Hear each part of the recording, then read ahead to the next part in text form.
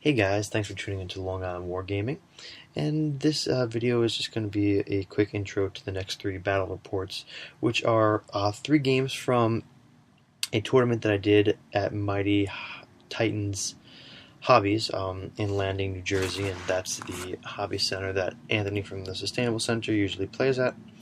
And it was I don't know, about a 90-minute drive out there for me, probably a little bit less. Since it was the weekend, it wasn't too bad on traffic. And as you'll see in the games I played, I actually played on the same table 3 times, so the scenery might get a little bit boring, but they were some good games. And before I even get into any other details, I just want to show you guys some images of this really cool carrying case that I saw while I was there. High Elf player came out. I guess he heard through the Facebook page, or probably the Facebook page, I think he said it was, but he actually, told me I was doing a good job with the YouTube page, so it was just pretty cool to just meet someone randomly and then, recognize myself, so that was pretty cool. But this carrying case was like a plexiglass outside, and the army itself was painted pretty well, and as you can see, my army behind that is kind of crappy looking in my little Tupperware bins, so that case is pretty awesome. And then I just wanted to quickly show you guys a little showcase on the Undead army that I ended up playing in Game 3. You could just see here, the guy did a really awesome job with this little diorama that he put his units on before and after the game to move it around from table to table, but it was just really cool. A lot of placeholders, which, I mean, I don't know if that's an issue in big tournaments or not. I don't know if you have to have all the models. I don't give a crap because I think it looks awesome. But yeah, this was a pretty sweet army, and the guy was really cool too. So let's jump into just the scenarios so you guys know what's going on. I mean, Anthony posted it up on the Google Plus Hangout page, the Google Plus page, I should say, and somewhere on YouTube. I'm sure he put it up too. But the first mission was essentially a Blood and Glory modified to play all 6 turns. You got 10 points if you broke the opponent.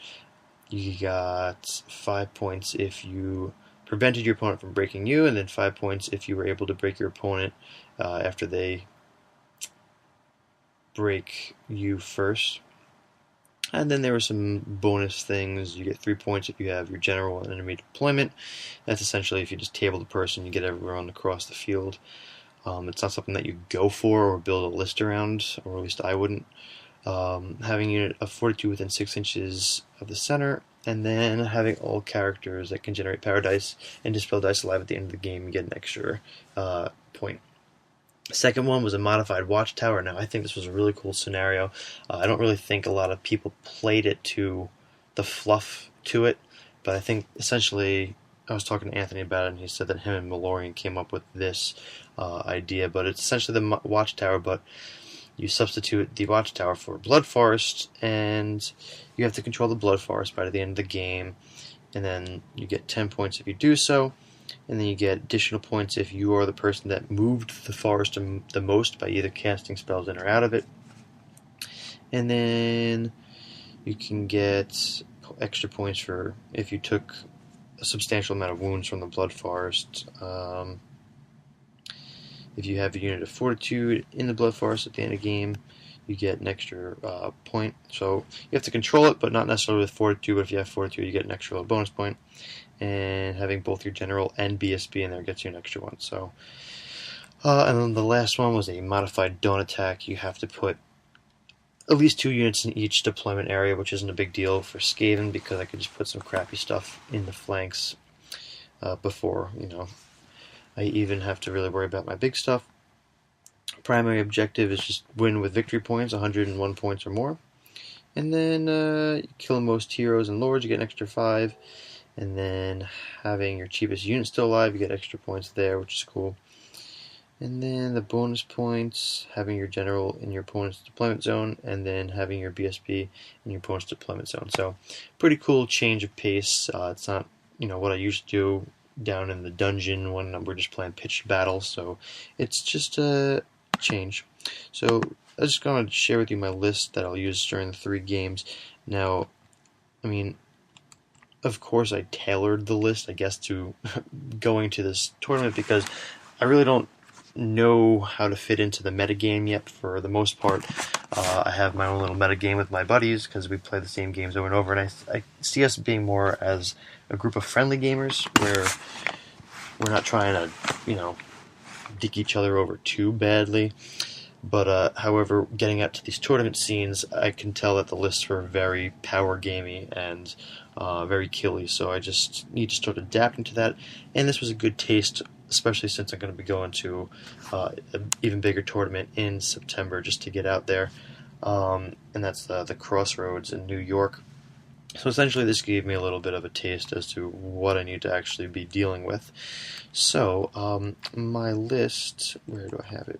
Okay, so I took the Grey Seer on a bell, and this is going to be something I'm going to really be rethinking because it's cool and all, and it's been fun in the basement, but getting it out in the tournament scene, I don't know if it's the best move.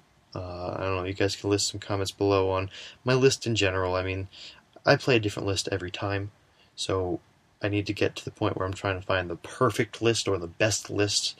I took the Scalm just to deal with keeping him alive because the general in these scenarios are important, but also he is a cast you want to keep him alive. Scroll. Chieftain BSB, 4+ ward save, Halberd for strength 5 in combat.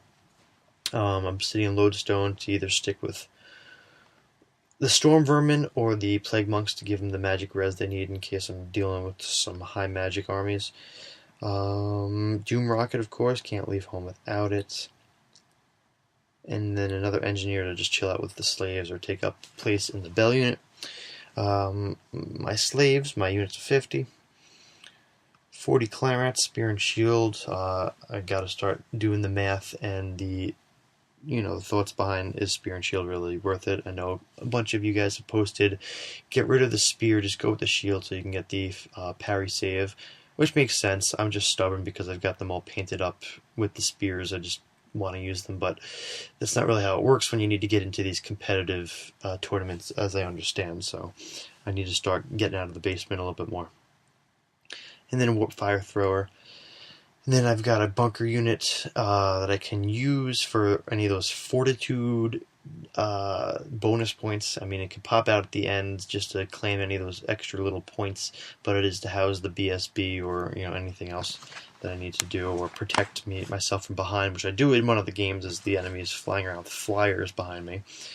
Storm Vermin with Eternal Flame, and then some Rat Darts, and then my Plague Monks, Plague Banner, and then I went Doom Wheel, Helped Abomination, and Lightning Cannon. Now, I mean, my rare choices did great in this game.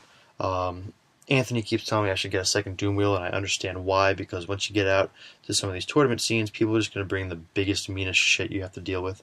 So I understand why the Doom Wheel is, deadly. And plus, I never really realized that you could have 2, because I only ever had 1 model, but also being unique in rules, I thought that fell under the rules of unique, like special characters. You can't have more than 1, so I'm probably going to get a second one, just because it is pretty good against high armor, stuff. And then I'll stick with 1 Hell Pit Abomination because the Crossroads GT only allows 1 for this game list.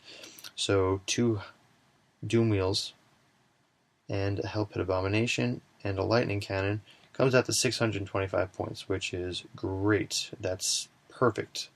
And then what else?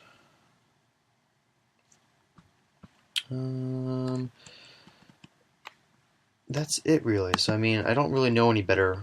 I tailor my lists for my opponents that I play because every week I know who I'm going to be playing, what army they're going to be playing, so that's just my habit. So I kind of made this list thinking this is what might be good in a tournament. I mean, I really don't do much research. I don't go on Grey Seer or any of the other forums to see what the top list is because I like to figure things out on my own, but at some point I'll be asking for some more advice from you guys and what you think, and then just to see how it goes. So, yeah, so that's it really. So check out Game 1. I'll try to get it up. I'll try to get them up all up as quickly as I can. Thanks for watching, guys.